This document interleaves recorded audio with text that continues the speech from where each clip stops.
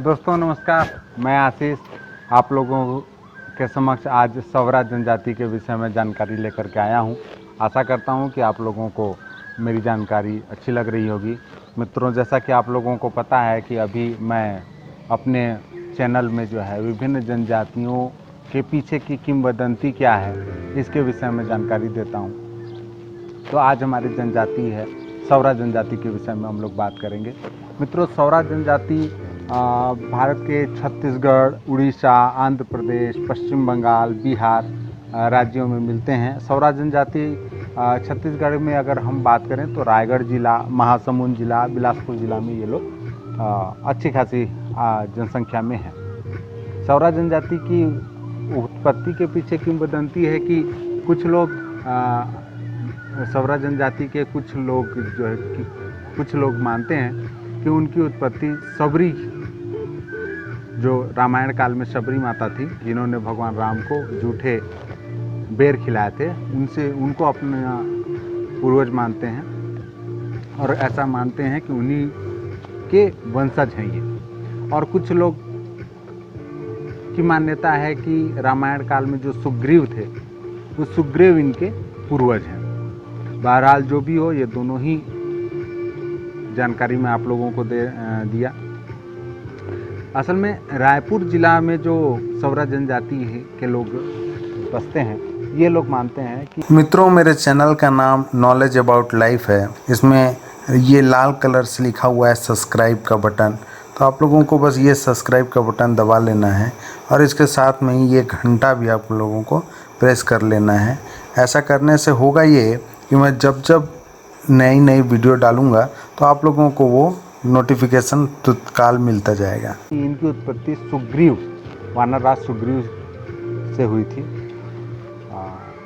अब थोड़ा सा इनके और थोड़ा सा हम लोग किंवदंती के बारे में चर्चा करेंगे। सवरा जनजाति के लोगों के समाज में ऐसी मान्यता है कि ये जनजाति के जो लोग हैं, इन लोगों को खेती का काम सिखाने के लिए भगवान शंकर एक बार इन पर प्रसन्न हुए और खेती का काम सिखाने के लिए आए। ठीक है, अब खेती का काम सिखाने के लिए उन्होंने एक पेड़ से हल बनाया। ठीक है, और एक भगवान शंकर के पास नंदी तो था, लेकिन दूसरा बैल नहीं था भगवान शंकर के पास। तो भगवान शंकर ने कहा कि ठीक है, तब तक तुम लोग जंगल वंगल साफ करते रहो और मैं तब तक एक दूसरा बैल खोज करके लाता हूँ। भगवान शंकर उधर बैल खोजने के लिए गए और इधर सवर जनजाति के लोग क्या किए, पूरे जंगल को टांगी से काट करके पूरा साफ़ सुथरा कर दिए। अब जब इतना ज़्यादा मेहनत किए तो उन लोगों को भूख लगा तो उनके पास खाने के लिए कुछ था ही नहीं, तो लोग क्या किए कि नंदी को ही मार करके खा गए।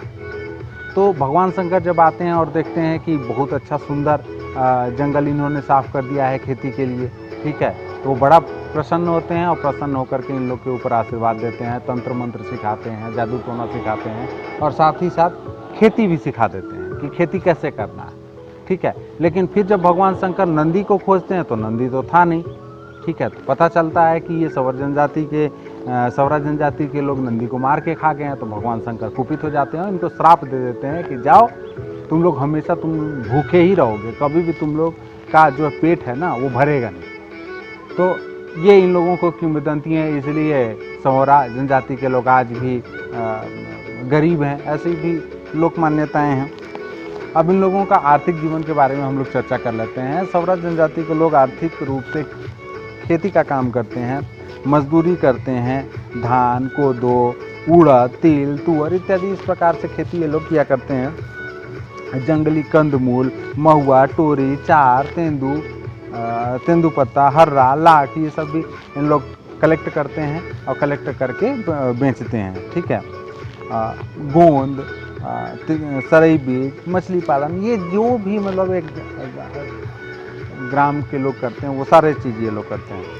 अब इनकी सामाजिक संरचना के बारे में हम लोग थोड़ी चर्चा करते हैं। इनमें 3 प्रकार के सवरा जनजाति के लोग हैं, मतलब है ना, क्या कला पीड़िया, आड़े सवरा और ठाकुर सवरा, माने छोटे, ये 3 प्रकार के सवरा जनजाति के लोग हैं। और ये जो है इनमें अंतर्विवाही होता है। ठीक है, अंतर्विवाही है, मतलब एक सवरा जनजाति एक दूसरे सवरा जनजाति के लोगों के मतलब शादी वादी होता है, ठीक है। इनके गोत्र हैं भैंसा, मोई, बाघ, कंदला, वनमूला, बीछी, बजुला, हंसराज, नाग, कलशा, सूरजवंशी, गुरिया, बाहरा, भाटिया, हथिया इत्यादि इनके गोत्र हैं। सवरा जनजाति के जो लोग हैं ये पितृसत्तात्मक होते हैं, ठीक है ना।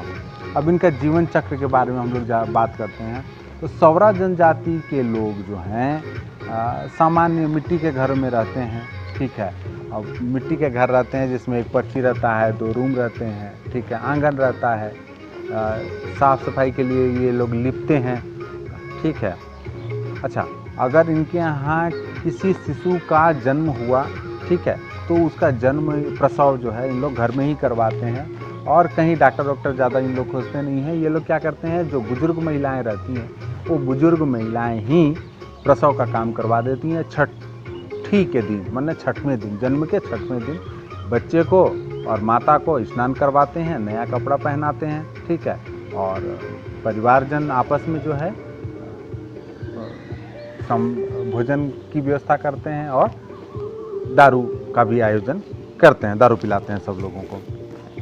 इनका सवरा जनजाति में विवाह जो है वो वधू वर पक्ष के लोग जाते हैं, लड़की खोजते हैं, मतलब जो लड़का का पिता है वो जाएगा लड़की के यहाँ और लड़की के यहाँ जा करके वो मांगता है, क्या मांगता है, वधू को मांगता है, ठीक है।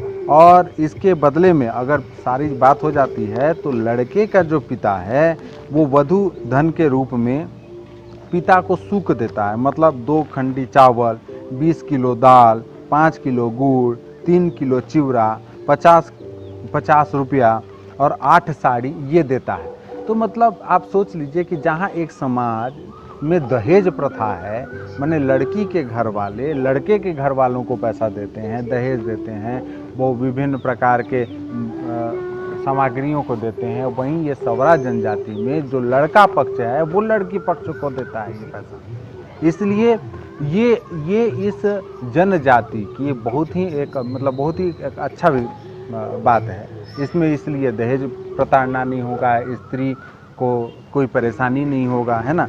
इसके साथ ही जो जब सारा बात हो गया शादी का, तो शादी भी सामान्य ढंग से लड़का लेकर के जाता है बारात, और जो बैगा है वो शादी करा देता है, या जो बुजुर्ग व्यक्ति है वो परंपरागत नियम के अनुसार शादी करवा देता है, ठीक है। अब इनमें विनिमय विवाह, घुसपैठ विवाह, सहपलायन, विधवा पुनर्विवाह, देवर भाभी पुनर्विवाह, ये सारी जो विवाह की पद्धति हैं ये सब मान्य हैं, ठीक है। अब इनके मृत्यु के बारे में चर्चा कर लेते हैं। तो सवरा जनजाति के लोगों की जब मृत्यु होती है तो उनको अमूमन जलाते हैं, ठीक है ना, दफनाते नहीं हैं, और जलाने के बाद जो अस्थि है उस अस्थि को महानदी में प्रवाहित कर देते हैं। तीसरे दिन परिवार के लोग बाल दाढ़ी बनवा लेते हैं और तीसरे दिन या फिर 10वें दिन मृतक भोज का आयोजन करते हैं। तो ये है सवरा जनजाति की विशेषताएं। अब राजनीतिक संगठन के बारे में हम लोग चर्चा करते हैं। तो इनकी परंपरागत पंचायत होती हैं, और ये जो पंचायत हैं वही उसमें जो है मुकद्दम और दीवान ये 2 पदधारी होते हैं, और ये आपस के जो विवाद हैं उसको सुलझाने का काम करते हैं।